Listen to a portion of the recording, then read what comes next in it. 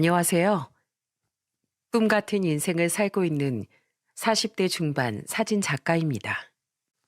사진 작가라는 꿈을 이룬 저는 그야말로 꿈 같은 일상을 살고 있어요. 그래서 저는 월요병이 두렵지 않고 출근길도 그저 산책하듯 가볍답니다. 이런 제 일상을 누군가 본다면 그저 꿈 같은 이야기라고 할 것 같네요. 멀쩡한 회사 그만두고 사진 작가를 도전한다고 했을 때 주변에 반대도 있었습니다. 그냥 살아도 힘든 세상 굳이 더 힘들게 살려고 하냐면서 말이죠. 지금 생각해보면 아예 이해가 안 가는 말도 아니에요. 저는 원래 중견기업에 다니던 평범한 회사원이었어요. 그때도 월급의 절반을 사진에 투자할 만큼 열정이 대단했었죠. 회사 다니면서 7년가량 사진 기술을 전문적으로 배워왔어요. 20살 때부터 사진을 배웠으니까 사진 작가로 본격적인 일을 하기 전까지 한 13년 정도 전문가 과정을 거쳤던 것 같아요.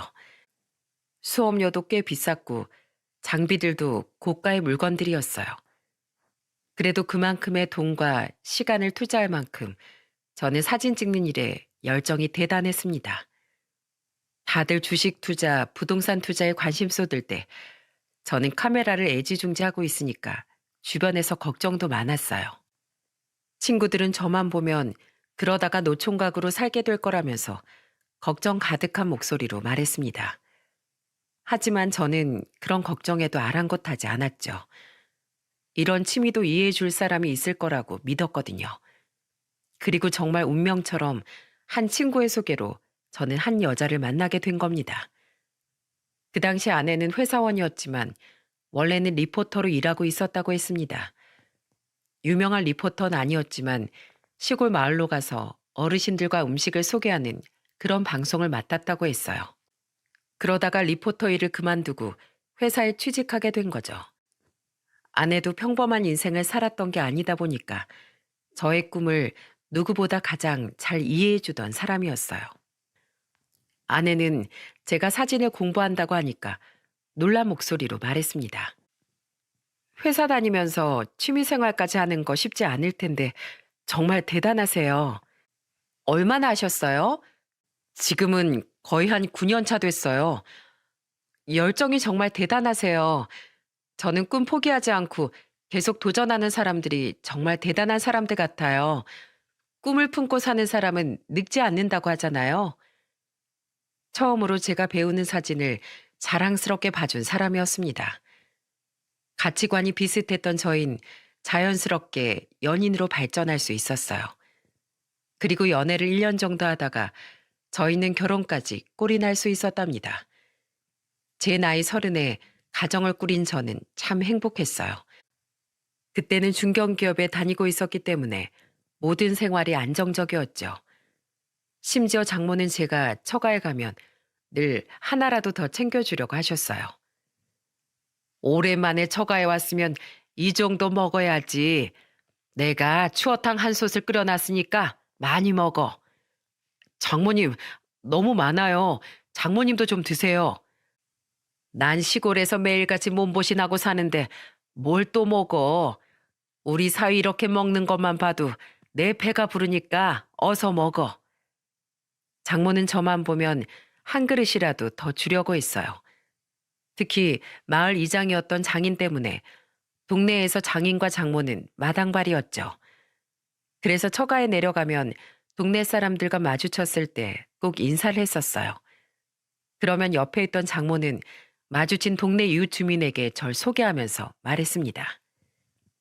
내가 저번에 말했지? 우리 집안 큰 사위, 중견기업에서 곧 과장 될 몸이야. 아이고, 그렇게 자랑하던 사위야? 사위 없는 사람은 서러워서 살겠나? 입이 마르고 닳도록 칭찬하더니 인물이 훤하네. 그럼 누구 사위인데? 인물도 훤하고 직업도 좋고 우리 딸 애껴주는데 이만한 사이가 어딨어?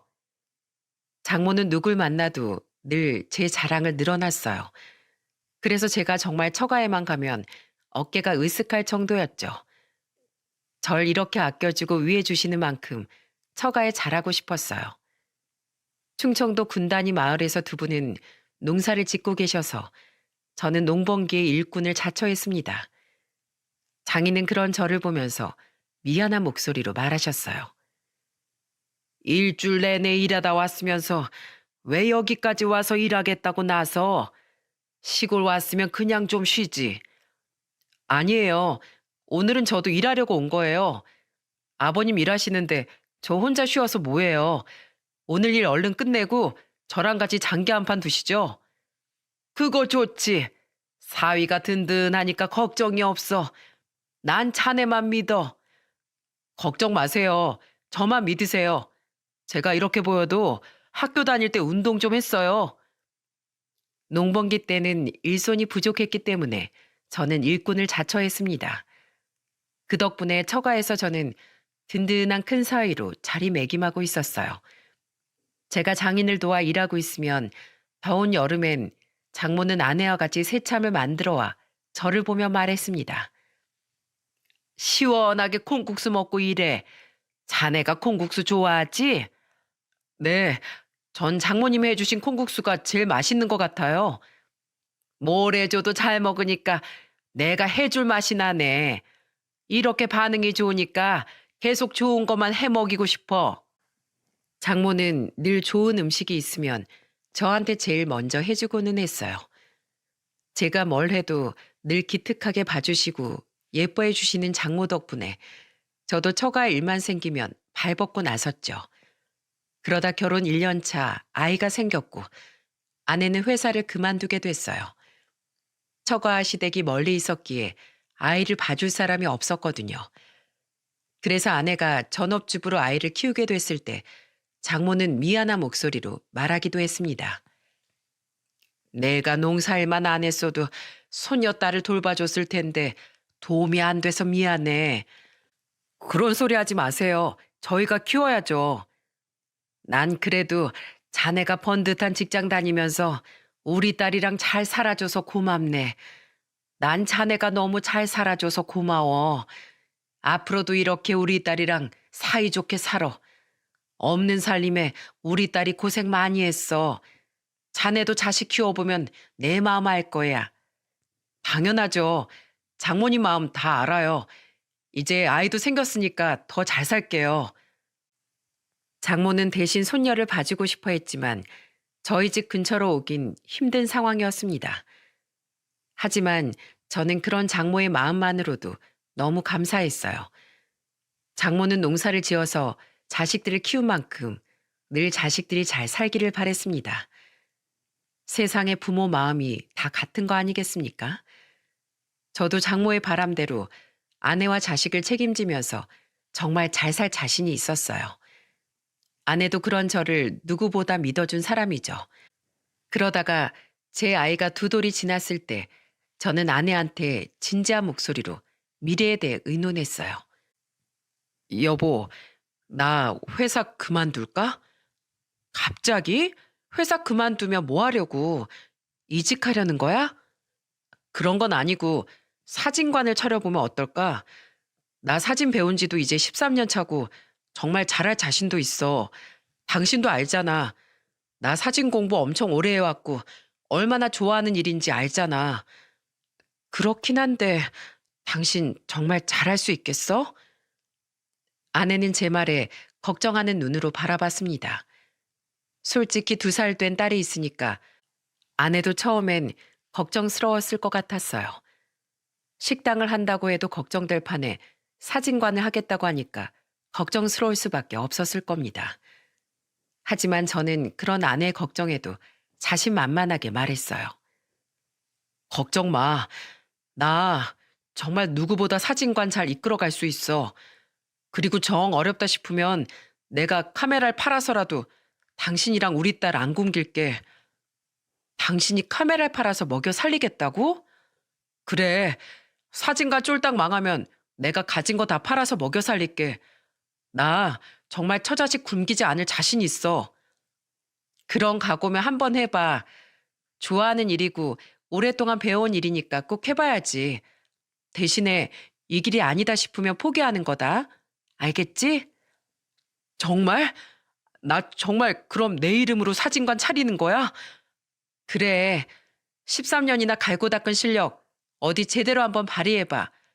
난 당신 믿어. 내가 그동안 지켜본 당신은 책임감이 강한 사람이었어. 그래서 일도 제대로 해낼 거라고 믿어. 나 믿어줘서 정말 고마워. 내가 진짜 당신한테 제대로 보여줄게. 꼭 제대로 해서 내가 호강시켜 줄게. 결혼 3년 차 회사 생활에 지친 저는 본격적으로 사진을 업으로 삼고 싶었어요.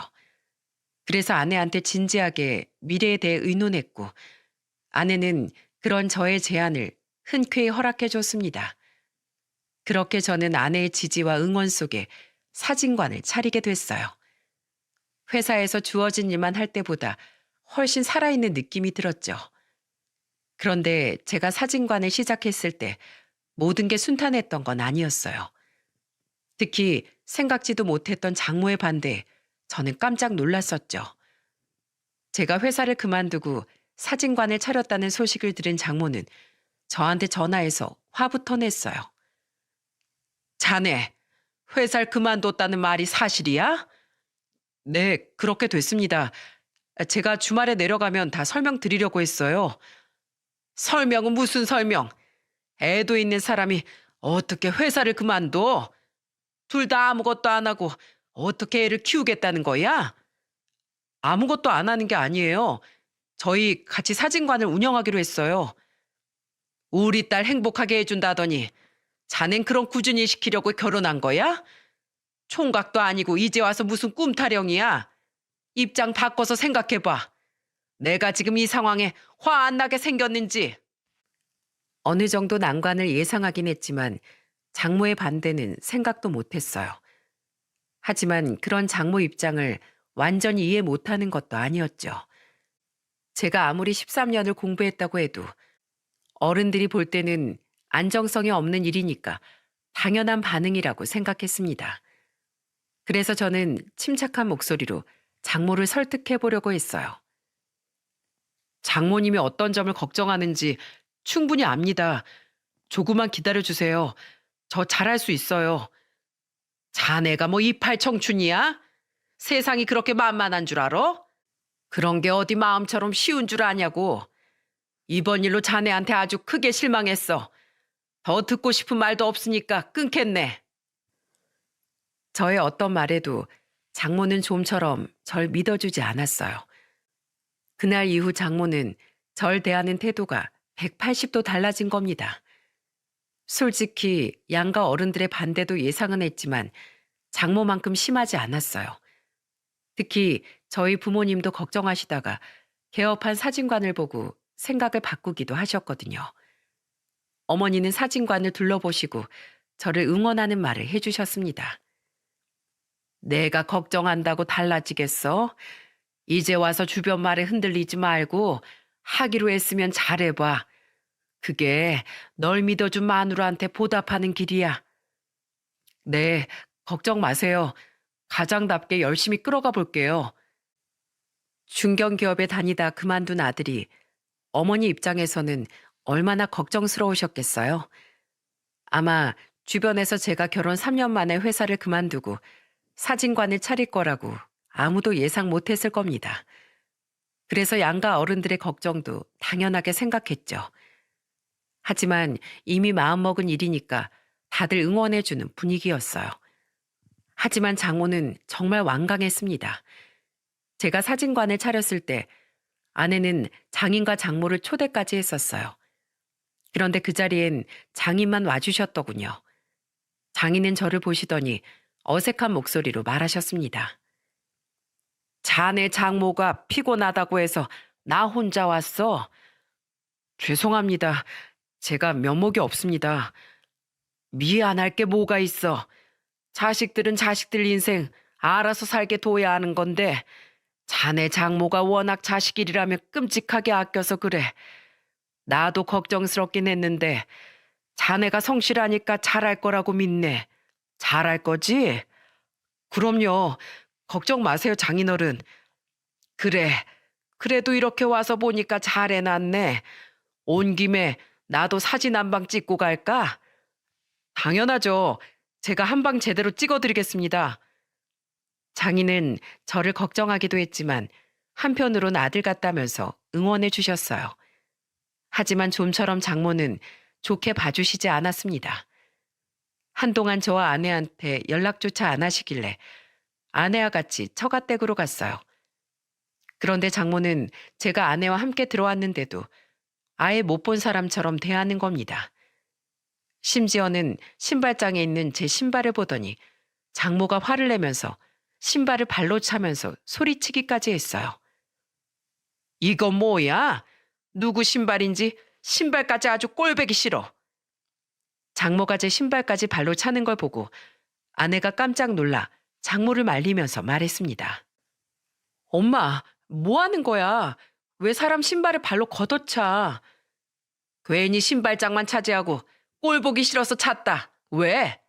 넌 속도 없어? 네 남편 사직서 쓰는 거 안 말리고 뭐 했어? 아직도 그 얘기야? 우리도 다 계획이 있다니까. 왜 그래 정말? 무슨 계획? 잘 다니던 회사 그만두고 사진 찍는 거? 그거 누가 그렇게 알아주는데? 너도 진짜 네 팔자 꼬는 것도 가지가지다. 아주 헛똑똑이야. 어차피 회사 다니다 보면 정년도 있고 천년만년 다닐 수 있는 것도 아니잖아. 언제 그만둬도 그만둘 회사였는데 그 시기가 조금 빨랐던 것뿐이라고. 회사에서 나가라고 할 때까지 버텨야지. 어떤 멍청이가 자기 발로 나와? 둘 다 꼴도 보기 싫으니까 그냥 가. 장모는 아내한테까지 크게 화를 냈어요. 그걸 보는 저도 마음이 불편하더군요. 그 순간 장인이 화를 내던 장모한테 한 소리 하기 시작했습니다.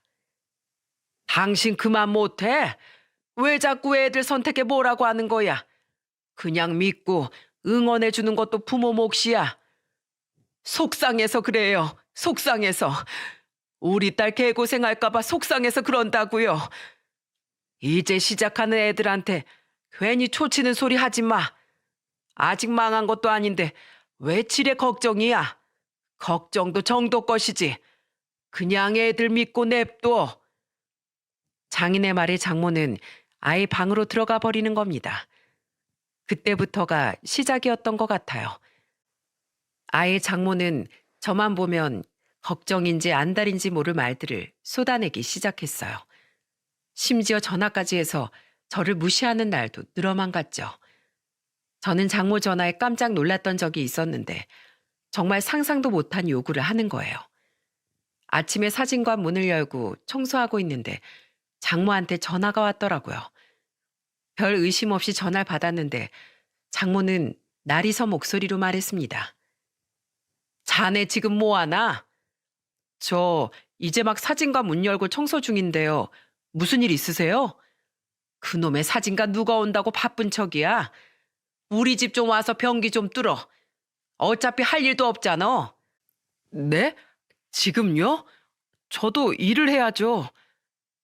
장모의 뜬금없는 전화에 저는 깜짝 놀랐어요. 심지어 처가는 충청도에 있었고 제가 있는 곳은 서울 근교인데 어떻게 갈 수 있겠습니까? 그리고 아무리 가까이 산다고 해도 사위한테 변기 뚫러 오라고 하는 전화는 너무한 거 아닙니까? 그래서 제가 일을 해야 한다고 정중하게 선을 그으면서 말하자 장모는 또 노발대발 화를 내면서 말하는 겁니다. 어차피 거기 문 열어봐야 돈도 안 벌리잖아. 누가 아마추어한테 사진을 찍으러 온다고 그래? 내가 일당 쳐줄 테니까 우리 집 와서 변기나 뚫어. 장모님, 이건 아닌 것 같습니다.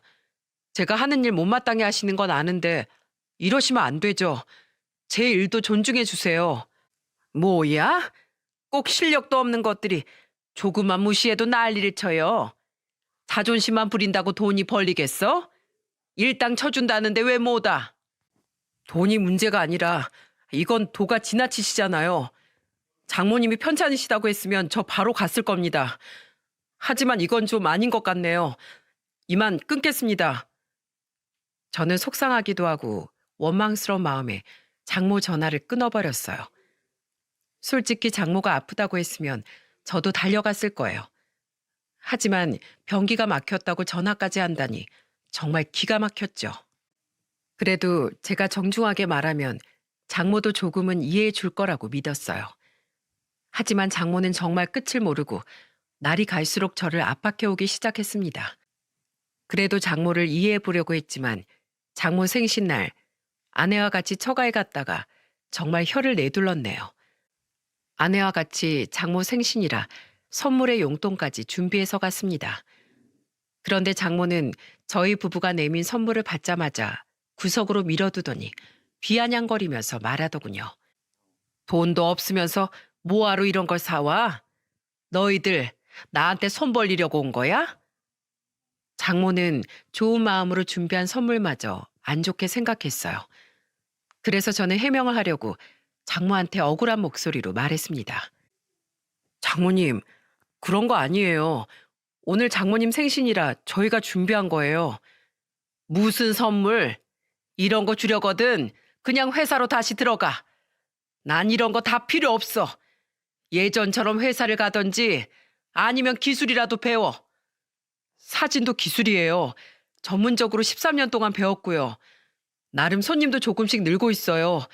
식당을 차려도 처음엔 다 시간이 걸리잖아요. 조금만 기다려주세요. 내가 농사를 지어도 1년이면 수확하는 때가 오는데 대체 자네는 언제 성과를 본다는 거야?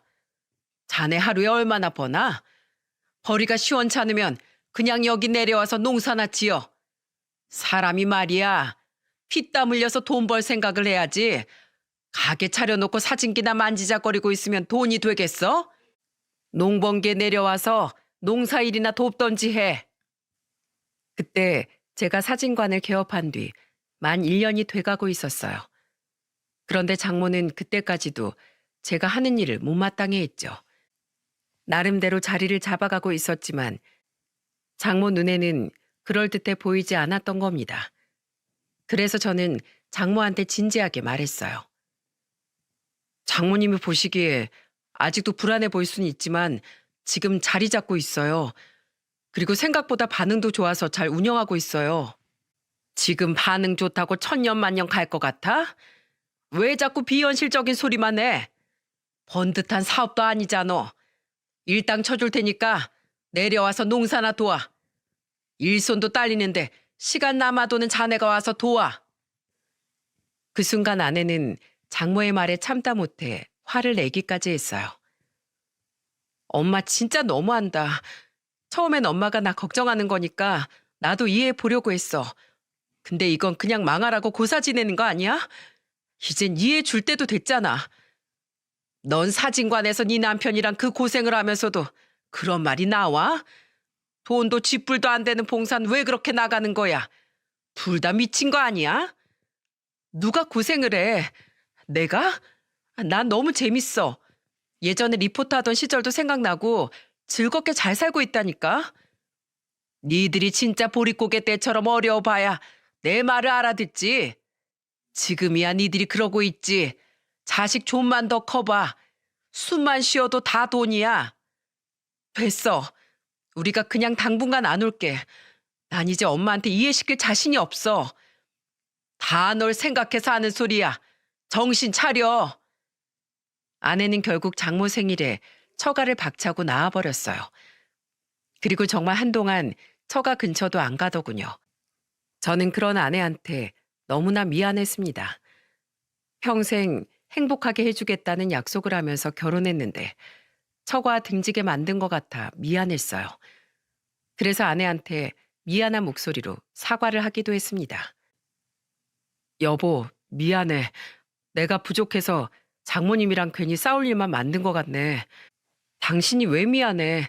오히려 내가 미안하지. 당신이 얼마나 잘하고 있는데 그런 소리를 하는지 나도 정말 모르겠다. 우리 그래도 적자는 아니잖아.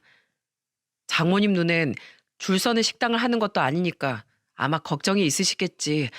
우리가 봉사활동만 다닌다고 생각하시나 봐. 난 나중에 우리 딸이 당신 같은 사람 만나서 모험 같은 인생을 산다고 해도 응원해 줄 거야. 물론 힘들 수도 있겠지만 그건 자식들이 인생이잖아. 여보, 절대 기죽지 마. 기 눌리면 별일도 안 된다. 힘내. 나랑 우리 딸이 있잖아. 아내는 그런 와중에도 힘든 내색 없이 저를 믿어줬습니다. 그 후로도 아내는 늘 저의 편이었어요. 저와 같이 사진관을 운영하면서 사진을 찍으러 와주는 분들을 소중하게 맞이해줬습니다. 심지어 제가 나가는 봉사에도 같이 따라가기도 했어요. 봉사활동에 가면 저는 주로 소외계층에 있는 어르신과 학생들을 상대로 사진을 찍어주는 활동을 했죠. 어르신들에게 영정사진을 찍어드리면 어르신들은 마치 저를 아들 대하듯 말하셨습니다. 이런 뒷방까지 늙은이 사진 찍으러 와줘서 고맙네, 정말. 아니에요. 제가 좋아서 하는 일이에요. 그리고 어르신들 영정사진 찍어두면 장수한다는 말이 있잖아요. 오래오래 장수하셔야죠. 이렇게 혼자 오래 살아서 뭐 하겠어. 늙으면 죽어야지. 무슨 소리세요? 제가 다음에 꽃피면 사진도 찍어드리러 올게요. 꽃이랑 찍은 사진도 남겨야죠. 고맙네. 젊은 사람이 마음이 참 예쁘네. 자네 나만 무슨 일을 해도 잘 될 거야. 사람이 마음을 곱게 쓰면 안 될 일도 잘 되는 거야. 이렇게 봉사를 나가면 저도 같이 기운을 얻는 것 같았어요. 그러다 보니까 봉사활동을 나가는 걸 멈출 수가 없었습니다. 아내도 제가 봉사를 다녀오면 즐거워 보인다고 같이 다니기 시작한 거예요. 저희 부부가 봉사를 다니면서 여러 사람도 만날 수 있었고 저와 같은 일을 하는 사람들도 많이 만날 수 있어서 좋았어요. 그렇게 처가와 거리를 두고 지낸 지 몇 달쯤 지났을 때 처제가 아내한테 전화를 해온 겁니다. 저와 같이 사진관에 있던 아내는 반가운 목소리로 처제 전화를 받았어요. 윤정아, 무슨 일이야? 언니, 이번 주에 집에 내려올 수 있어? 이번 주에 가려면 갈 수야 있는데, 아휴, 엄마가 또 뭐라고 할까봐 걱정이지. 근데 무슨 일이야? 나 이번 주에 남자친구랑 인사하러 집에 가거든. 언니도 형부랑 같이 왔으면 좋겠어. 아내는 처제한테 주말에 시골에서 보기로 약속을 해버린 거예요. 처제는 대기업 식료품 회사에 다니고 있었는데 결혼을 전제로 만나고 있던 남자친구가 있었어요. 처제의 예비 남편은 집안도 좋고 능력도 좋은 사람이었죠. 처제가 아내한테 했던 말에 의하면 중소기업을 운영하는 집안이라고 하는 걸 듣게 됐어요. 집안의 대를 이어 회사를 운영하게 될 거라 아버지 밑에서 일을 하고 있다고 하더군요. 예전에 잠깐 아내와 처제 저까지 모인 자리에서 대화를 나눈 적이 있던 사이였어요. 그런데 장모가 뜬금없이 저한테 전화해서 웬일인지 다정한 목소리로 전화를 하는 겁니다. 박서방, 주말에 내려올 거지? 네, 안 그래도 처제한테 연락받아서 내려가려고 생각했어요. 그런데 왜 그러세요? 자네가 오전에 일찍 좀 와줬으면 좋겠어서 전화했지. 애들 오기 전에 마당에 고기 구워 먹을 준비 좀 하려고 하니까 미리 좀 와. 네, 오전에 도착하도록 가볼게요. 그래, 길 막힐 수도 있으니까 일찍 출발하게. 장모는 일찍 오라면서 신신당부하는 겁니다. 처음엔 가족들 모이는 자리니까 빨리 오라고 하는 줄 알았어요. 그래서 아내와 같이 딸을 데리고 아침 일찍 출발했죠. 그런데 처가에 도착한 저는 정말 깜짝 놀랐습니다. 장모가 절 보자마자 기다렸다는 듯이 말하는 거예요. 왜 이제 와? 저녁에 애들 도착한다고 하니까 얼른 움직여. 아, 네. 뭐부터 할까요? 마당에서 고기 구울 거니까 장작부터 패. 저는 그렇게 오자마자 장작부터 팼습니다. 아내도 장모를 도와 요리하기 시작했죠. 그렇게 쉴 틈 없이 마당에서 고기 먹을 준비를 하기 시작했어요. 고기 구울 장작부터 불판까지 전부 세팅을 하고 있었죠. 겨우 허리를 필 때쯤 장모는 마당을 보고 소리쳤습니다. 거기서 뭐하고 서 있어? 안에서 음식 가져다가 밖으로 날라야지. 네, 들어갑니다. 장모는 잠깐의 쉴 틈도 주지 않고 저를 불렀어요. 각종 반찬과 고기까지 마당에 제대로 한 상을 차렸습니다. 그때는 한창 저녁 날씨도 따뜻할 날씨라서 야외에서 고기 먹기 딱 좋은 날씨였어요. 잠시 뒤 처제가 예비 남편과 같이 도착했고 장모는 처음 보는 밝은 미소를 지으면서 달려나갔어요. 아이고, 우리 사위 왔어? 안녕하세요. 저는 정혜민이라고 합니다. 그래, 그래. 어서 와. 여기까지 온다고 힘들었지? 아닙니다. 초대해 주셔서 감사드려요. 이건 제 선물입니다. 빈손으로 오지 뭐하러 이런 걸 다 사왔어. 어서 와서 이쪽으로 와. 내가 고기 먹이고 싶어서 마당에서 제대로 준비해봤어. 장모는 예비 사이가 오니까 신이 난 목소리로 말했어요. 그러더니 갑자기 저를 보고 돌변하는 목소리로 말하는 겁니다. 자네 뭐하고 서 있나? 우리 예비 사이가 사온 선물 안에 들여놓고 물이나 좀 떠와. 애들 목마르겠어. 네? 아, 네, 알겠습니다. 장모는 정말 목소리가 바로 돌변하더니 저한테 물을 떠오라고 했어요. 아내는 어이없는 표정으로 보면서 장모한테 그러지 말라고 눈치를 주기 시작했습니다. 하지만 장모의 차별은 시작에 불과했어요. 그날 정말 제대로 작정했나 싶을 만큼 장모의 태도는 도를 넘어섰습니다. 겨우 다 같이 둘러앉아서 고기를 먹으려고 하는데 장모는 저한테 집게와 가위를 던지듯이 주면서 소리쳤어요. 자네 어딜 앉아? 거기서 고기 굽고 있어야지. 아내는 그런 장모를 보면서 한숨을 쉬더니 저를 보면서 말했어요. 여보, 밥 먹어. 내가 구울게. 아니야, 당신이 밥 먹어. 내가 구울 테니까. 이런 건 남자가 해야지. 저는 애써 덤덤한 척 아내를 진정시켰어요. 그런데 장모는 그런 속도 모르고 저를 보고 다그치듯 말하더군요. 고기 비싼 고기니까 제대로 구워. 하나라도 태워 먹기만 해봐. 장모의 냉대에 저도 속이 조금 상하기 시작했어요. 한참을 고기만 굽고 있는데 아내가 저한테 오더니 걱정스럽게 말했습니다. 여보, 가서 밥 좀 먹어. 오늘 제대로 못 먹고 일만 했잖아. 이런 건 남자가 해야지. 당신 가서 얼른 먹어. 처제가 당신한테 예비 남편 보여주고 싶어 하는 것 같은데. 아내가 제 옆에서 자꾸 가서 밥을 먹으라고 하니까 장모가 저를 보면서 소리쳤습니다. 아, 지금 뭐해? 고기 없잖아. 고기 먹을 때 고기 끊기면 밥맛 떨어지는 거 몰라? 장모가 소리를 지르니까 그 자리에 있던 모두가 놀랐어요. 그러자 처제 예비 남편이 자리에서 벌떡 일어나면서 말했습니다. 장모님, 제가 한번 구워드릴게요. 제가 또 고기 하나는 제대로 굽습니다. 아이, 손님이 뭐하러 일을 해? 그냥 앉아있어. 고기는 백수가 굽는 거야. 백수요? 형님 사진작가 아닙니까? 그게 백수지 뭐. 됐어. 말하면 내 입만 아프고 속만 터지니까 말도 하지 마. 처제 예비 남편은 저와 잠깐 만난 적이 있어서 간단한 정보를 알고 있었어요. 그래서 장모의 반응이 이해가 안 갔던 겁니다. 저는 처제 예비 남편한테 그냥 제가 한다고 하면서 말했어요. 내가 할게. 괜찮아. 그냥 앉아 있어. 형님이 굽고 있는데 제가 어떻게 먹기만 해요. 아직 손님이잖아. 난 괜찮아. 어서 먹어. 장모님이 술 한잔 하려고 하는지 술도 사오셨네. 가서 먹고 있어. 나도 알아서 먹을게. 장모는 처제 예비 남편과 술도 한잔 하려고 했는지 술도 한 박스나 사왔어요. 저도 억울하긴 했지만 아직 손님이니까 제가 하겠다고 했죠.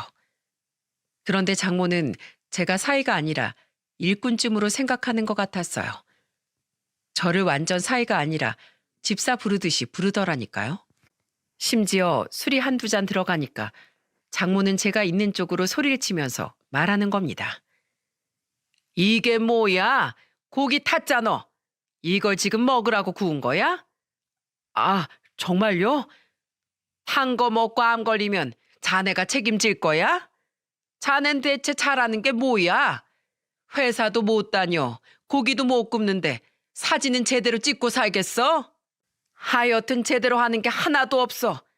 내가 이래서 자네가 싫은 거야. 장모는 또 저를 무시하기 시작했어요. 슬슬 저도 한계치가 올라오고 있었고 그런 장모를 보면서 아내도 화가 났는지 화를 내면서 말렸습니다. 엄마 너무한 거 아니야? 왜 괜히 내 남편한테 화풀이야? 고기 탈 수 있는 거지. 여보 나와. 내가 구울게. 그러자 장모는 취했는지 비틀거리면서 일어나더니 아내를 잡으면서 말했어요. 어딜 가? 넌 그냥 가만히 있어. 자네, 내 딸 손에 물 한 방울 안 묻힌다고 했잖아. 당장 거기서 고기나 구워. 사람 노릇도 못하면 거기서 일꾼처럼 일이라도 제대로 하란 말이야.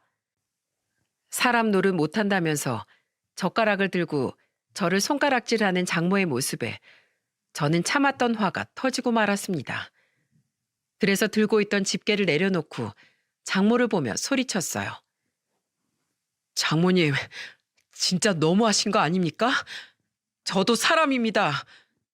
지금 어디서 말대꾸야? 왜? 너도 사람이라고 고기 처먹고 싶어? 밥값도 못하는 주제에 자넨 밥 처먹지 말고 고기나 구워. 정 먹고 싶으면 옛다 탄 거라도 먹던지. 그러면서 장모는 제 면전에 정말 탄 고기를 탁 하고 던져버린 겁니다. 세상에 길고양이 밥을 줘도 밥그릇에 담아준다는데 사위한테 너무한 거 아닙니까? 그 순간 밀려드는 모욕감은 이루 말할 수가 없었어요. 그런데 그 모든 상황을 목격한 처제 예비 남편도 이건 아니다 싶었던 겁니다. 그때 취해서 비틀거리는 장모 앞으로 걸어가더니 단호한 목소리로 말했어요. 어머님, 사위한테 너무 심하게 하시는 거 아닙니까? 세상에 못난 사람, 잘난 사람이 어디 있습니까? 다 같은 사람이잖아요. 그러자 장모는 예상치 못한 상황이었는지 완전 합주기가 된 채 서 있었습니다. 처제 예비 남편은 그런 장모를 보고 또 한 번 단호한 목소리로 말하더군요. 어머님이 이러시면 저는 형님 못 봅니다. 한 번만 더 이런 모습 보이면 전 이 결혼도 다시 생각 좀 해봐야 할 것 같습니다. 혹시 나중에 장모님이 저한테도 이럴지 누가 알겠습니까? 내가 자네한테 그럴 이유가 뭐가 있겠어? 자넨 아버지 사업을 물려받게 될 거 아닌가? 아버지 회사에서 일하고 있지만 앞으로는 장담 못 드리죠. 아버지 인생은 아버지 인생이고 저는 제 인생이 있으니까요. 제가 가업을 거부하면 장모님 저한테도 이렇게 무시하고 사람 노릇 못한다고 고기 던지실 건가요? 그 순간 장모는 술이 깼는지 처제 예비 남편을 멍하니 바라봤어요. 그제야 장모는 오열을 하면서 진심을 털어놓기 시작했습니다. 내가 내 욕심에 그랬겠나? 자네가 오해하는 거야. 난 그저 딸들이 걱정 없이 살길 바랬던 거야. 자네가 이런 내 마음을 알아? 부모는 부모 인생이 있고 자네도 자네 인생이 있겠지. 하지만 부모가 어떻게 내 인생만 생각하나? 창창한 자식들이 있는데 내 인생만 생각하고 어떻게 살아? 장모가 바닥에 주저앉아 바닥을 치면서 오열했어요. 처제 예비 남편이 자기는 자기 인생이 있는 거라고 말하자 장모도 그제서야 본인 생각이 잘못됐다는 걸 안 겁니다. 그러자 처제 예비 남편은 단호한 목소리로 말했어요. 사위도 자식이니까 장모님께서 걱정하는 마음 충분히 이해합니다. 하지만 걱정하는 것도 지나치면 선을 넘는 거라고 생각해요. 저는 이 부분은 제대로 짚고 넘어갔으면 좋겠어요. 제가 듣기로 형님 좋은 일도 많이 하시고 일에 자부심도 있는 분이세요. 시골 늙은이가 뭘 알겠어. 회사에서 편히 일하길 바라니까 그런 거지. 그제야 장모님의 진심을 알게 됐어요. 아무래도 장모님 입장에서는 제가 하는 일이 불안정해 보였겠죠. 하지만 그렇다고 해서 사람 취급도 안 하는 건 너무한 거 아닙니까? 그래서 저는 바닥에 주저앉아 오는 장모한테 다가가 말했습니다. 장모님이 저한테 왜 그랬는지 다 알아요. 하지만 전 장모님을 보기 힘들 것 같습니다. 좋은 뜻이었어도 방법이 틀렸다면 그 진심은 전해지지 않아요. 자네한테 내가 미안하네. 그렇지만 난 자네도 내 딸도 왜 힘든 길로 가려는지 이해가 안 가서 그랬어. 편한 길이 있는데 왜 그런 길로 가는 거야? 그래서 저도 믿어달라고 부탁드렸잖아요. 내가 미안하네. 자네한테 그동안 너무 모질게만 했어. 전 시간이 필요합니다. 그동안 저는 수차례 시간을 달라고 말씀드렸잖아요. 지금 장모님 사과는 못 들은 걸로 하겠습니다. 저는 결국 처가를 뛰쳐나왔어요. 장모의 진심이 어떻든지 간에 저한테는 정말 큰 상처였거든요. 그렇게 처제 예비 남편 소개하는 자리는 엉망진창인 채로 끝이 난 겁니다. 하지만 저라고 어디 마음이 편했겠습니까? 며칠 뒤 처제와 예비 남편이 찾아왔더군요. 그리고 처제 예비 남편까지 넷이 술을 한잔하면서 밥을 먹게 됐어요. 그때 처제 예비 남편이 저한테 진지한 목소리로 말했습니다. 저는 솔직히 그날 너무 놀랐어요. 그래서 형님이 정말 마음이 풀리면 그때 결혼하려고 해요. 제가 듣기로 형님은 정말 좋은 분이세요. 그리고 일전에 잠깐 인사드렸을 때도 미래 비전이 확실한 분이라서 믿음이 갔거든요. 제가 도울 게 있다면 돕겠습니다. 괜히 나 때문에 결혼 미루지 마. 우리 장인 장모님이 원래는 좋은 분들이신데 나 때문에 그래. 아니에요. 저는 처가에서도 차별 없이 다 잘 지내고 싶어요. 그리고 장모님도 걱정하는 마음이니까 형님과 대화로 풀 수 있는 날도 올 거라고 믿어요. 처제 예비 남편은 그래도 저를 많이 이해해 줬어요. 그리고 처제까지 절 응원하면서 말했습니다. 그래요, 형부. 힘내세요. 저도 형부 응원해요. 그때부터 처제 예비 남편은 회사 홈페이지 들어갈 사진이나 회사 홍보물 사진을 모두 저에게 맡겼어요. 심지어 하청업체까지 저한테 연결해주면서 응원해주기 시작한 겁니다. 형님, 제가 확실히 밀어드리겠습니다. 저는 형님의 인성과 또 제가 배울 점이 많다고 생각해요. 잘 보이려고 그러는 거 아니고 진심이에요. 저는 장모와는 사이가 틀어졌지만 처제 예비 남편과 처제라는 든든한 응원군이 생긴 거죠. 그 무렵 저한테는 또 다른 희소식이 있었어요. 바로 늘 가던 봉사단체에서 인생의 역전의 기회가 온 겁니다. 왕년에 주연 배우로 명성을 떨쳤던 분과 봉사하다가 연이 맺어진 거예요. TV에서는 몰랐는데 실제로 보니까 굉장히 인품도 좋고 앞장서서 선행을 몸소 실천하는 분이셨죠. 나이도 50대가 넘으신 분이었는데 몇 번 봉사를 하다가 안면을 트고 대화까지 하게 된 겁니다.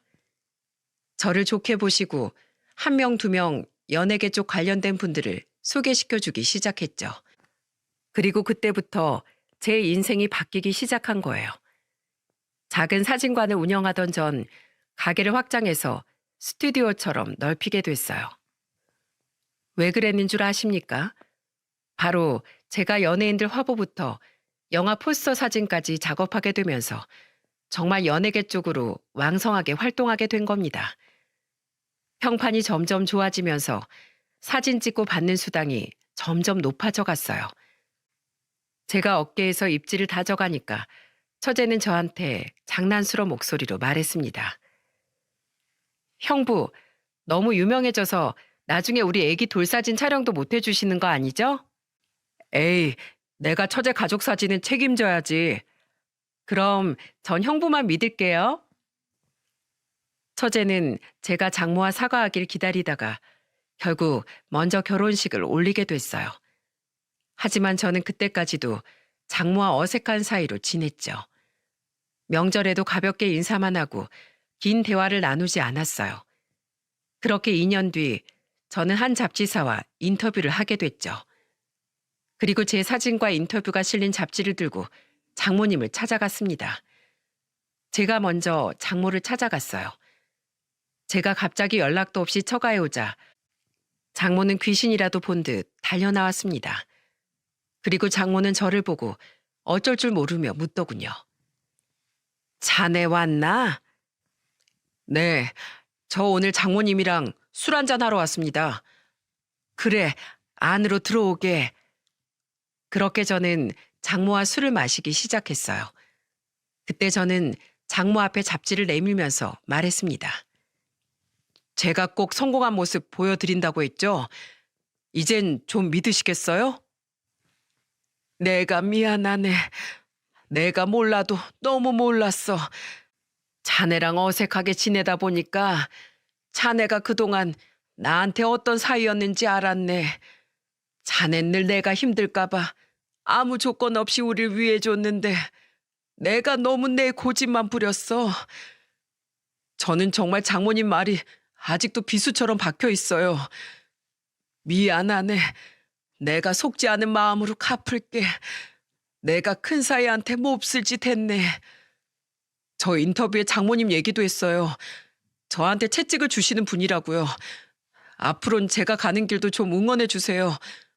따뜻한 말이 필요했다고요. 그 한마디가 그렇게 어려운 게 아니잖아요. 미안하네. 내가 정말 면목이 없네. 늙어서 주책을 부렸어. 저는 그렇게 장모님과 뜨거운 눈물로 오해를 풀었어요. 그리고 소식을 들은 처제는 처가에서 그때처럼 고기를 먹자면서 자리를 마련하더군요. 그때는 처제와 처제 남편이 먼저 도착해서 고기를 굽고 있었고 제가 오니까 저를 반기면서 말했습니다. 형님, 제가 맛있게 구운 고기예요. 어서 와서 드세요. 우리 집안 스타 사진 작가님이시잖아요. 손 다치면 안 되니까 조심하세요. 처제와 처제 남편은 일부러 더 호들갑스럽게 저를 맞이해줬죠. 장모님도 그때는 저를 보면서 나긋하게 말하셨어요. 내가 밥 가져올 테니까 여기 앉아있게. 장모님, 제가 갈게요. 아유, 됐네, 됐어. 자네 일한다고 힘들잖아. 내 주방이니까 내가 금방 해. 그날 저 손 하나 까딱 안 하고 정말 배 터지게 먹었습니다. 장인은 즐겁게 밥을 먹는 걸 보고 호탕하게 말하셨어요. 이제야 내가 마음이 편안하네. 이래야 가족이지. 자자, 우리 다 건배하자고. 처음으로 온 가족이 화합을 하는 자리였습니다. 지금은 그때 생각하면 정말 어떻게 견뎠지 싶다니까요. 하지만 지금은 장모님이 어떤 마음으로 그랬는지 한편으로 이해가 가기도 해요. 사위도 자식이라고 하시는 분이니까 아마 힘든 길로 가는 걸 원치 않으셨겠죠. 그런데 저는 오히려 장모의 거친 말에 원동력을 얻어 여기까지 올 수 있었던 것 같아요. 말을 다스릴 때는 당근과 채찍이 필요하다고 하지 않습니까? 아마 저한테는 장모가 채찍이고 다른 가족들이 당근 같은 역할을 했던 것 같습니다. 하지만 장모가 조금만 더 부드럽게 말해줬으면 어땠을까 싶긴 해요. 그래도 저를 성장시킨 부분엔 장모도 한몫했다고 생각합니다. 여러분들이 보시기엔 어떻습니까? 제 생각이 맞을까요? 이제 와서 지난 얘기 꺼내서 이런 사연까지 보내게 된 건 진심을 너무 꽁꽁 숨기면 오해가 되기도 한다는 걸 알리고 싶었어요. 사랑의 매라고 해도 맞으면 아픈 건 똑같지 않나요? 그러니까 진심을 전할 땐 더 신중해야 한다고 생각합니다. 사랑의 매는 적절할 때 가장 깨달음을 많이 준다고 생각해요. 여러분들도 오늘은 진심을 한번 정확하게 전해보세요. 그럼 지금 저희 가족처럼 화목한 분위기를 만드실 수 있으실 겁니다. 들어주셔서 감사드립니다.